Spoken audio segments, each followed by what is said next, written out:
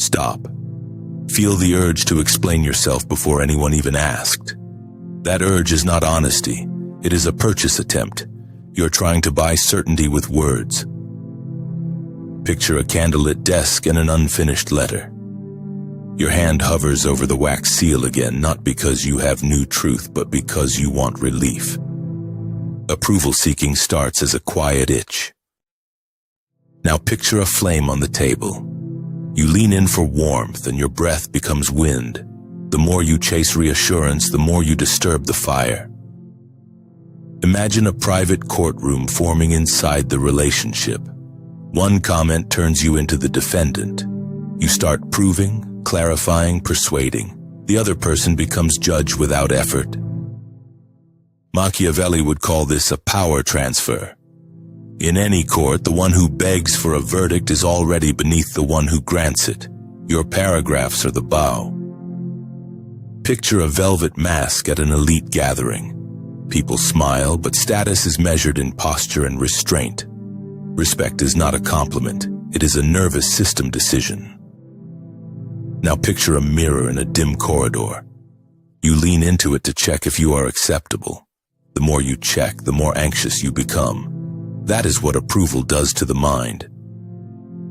Most men think respect disappears because of money or looks.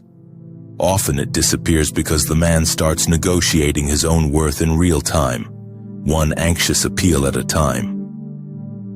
See the smallest leaks, the second letter, the rushed apology, the question that smells like fear. Did I offend you? Each leak drains authority from your presence. Here is the twist. You are not losing her to a better man. You are losing yourself to panic. Panic makes you predictable, and predictability makes you easy to steer. Picture a chessboard under one lamp. The pawn rushes forward to be seen. The king moves slowly because he understands position. Approval seeking is pawn speed without strategy. So we name the disease clearly. Approval seeking is when your emotional center lives outside your body. One cold pause from her and your whole system tilts toward her. If you want respect to return, you do not need tricks. You need governance. You need to rule your own mind before you ask anyone else to value it. Picture a scale with two bowls. In one bowl, your attention. In the other, your dignity. Every time you beg for reassurance, you spend attention and borrow dignity. Now picture a vault door made of iron, heavy, quiet, expensive. A man with self-respect does not throw his inner world into every conversation like loose coins. Machiavelli wrote that people judge appearances before they experience reality. That is not vanity. That is how humans navigate risk. Desperation looks like risk. Picture a negotiation table. One side explains why they deserve better treatment. The other side sets terms. The moment you over-explain, you volunteer the lower seat. Approval seeking also turns kindness into a contract. You give, then wait to be paid back with affection. When the payment is late, you panic. That panic becomes pressure. Picture a gift wrapped beautifully with a receipt pinned on top. The gift is nice. The receipt ruins it.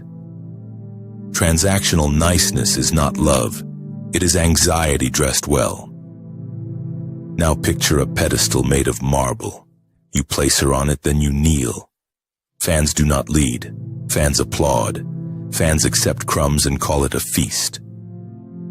Respect needs level eyes, not arrogance, not worship.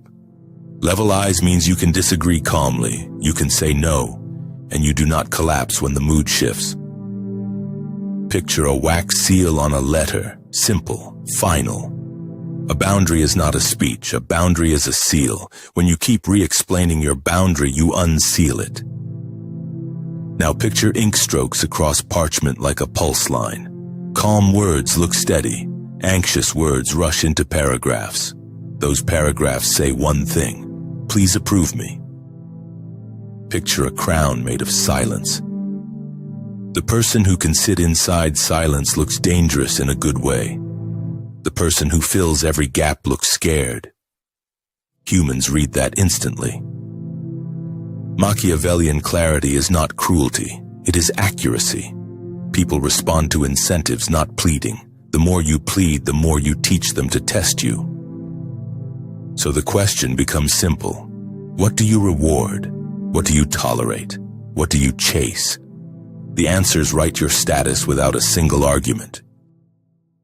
Picture a compass in your hand. It points to your mission, your training, your craft, your health. When you have direction, you stop orbiting people like they are your sun. Now picture an hourglass and a page of planned work. That structure is proof of value. Not because you act busy, but because your life actually has weight and order. This is the economy of absence, not games, not punishment, priority. When you are always available, you become cheap as a signal. Scarcity creates gravity. Picture a bell on the table. Every ring tries to pull your attention. The disciplined man does not wrestle the bell. He creates distance from it. Now picture a pause that lasts 3 seconds. In that pause, you reclaim control of your nervous system. You stop reacting. You start choosing. Choice is the root of respect. Now picture a room where someone throws bait. The old you grabs it and defends.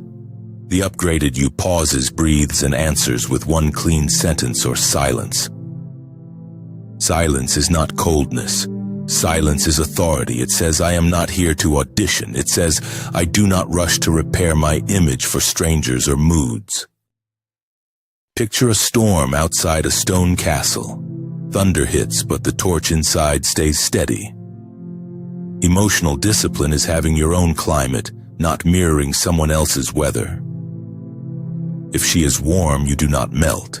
If she is cold, you do not beg. You stay steady because steadiness is the rarest trait in a world addicted to reaction. Picture a bridge behind you that you do not keep checking. You build a life that existed before her and will exist after her. Options are not betrayal. Options are stability. Now picture a locked door inside your mind. Behind it is your peace. Not everyone enters. You do not hand out keys to anyone who can flatter or provoke you.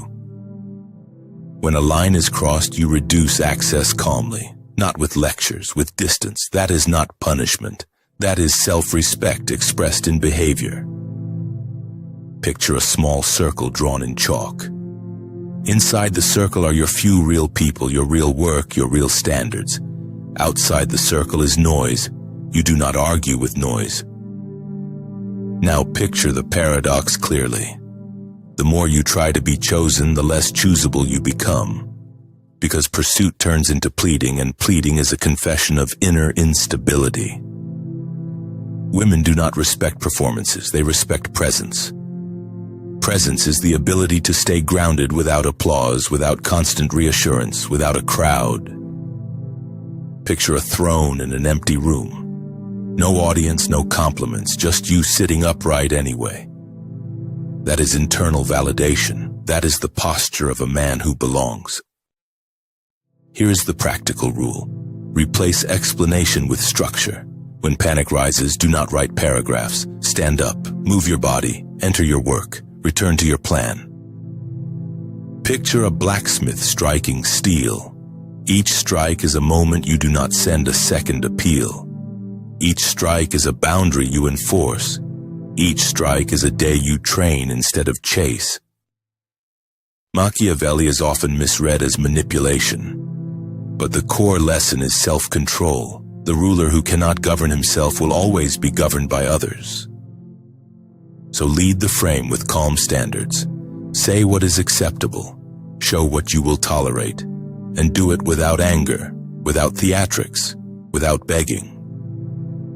Picture a test that arrives as a small disrespect. The old you negotiates to keep peace. The upgraded you stays calm, names the line once, then changes behavior if it continues. Picture a table full of masks and cheap validation. The strongest move is not to argue. The strongest move is to stand up and leave quietly. That quiet exit says, my peace is not for sale. My attention is premium, and I do not spend premium attention on discount games. Now imagine her watching you stop reacting. Not cold, not mean, just governed. That stability creates respect because it signals safety, competence, and self-ownership. So the next time you feel the urge to chase approval, remember the rule. If you want respect, stop asking for it. Start living like a man who already has it.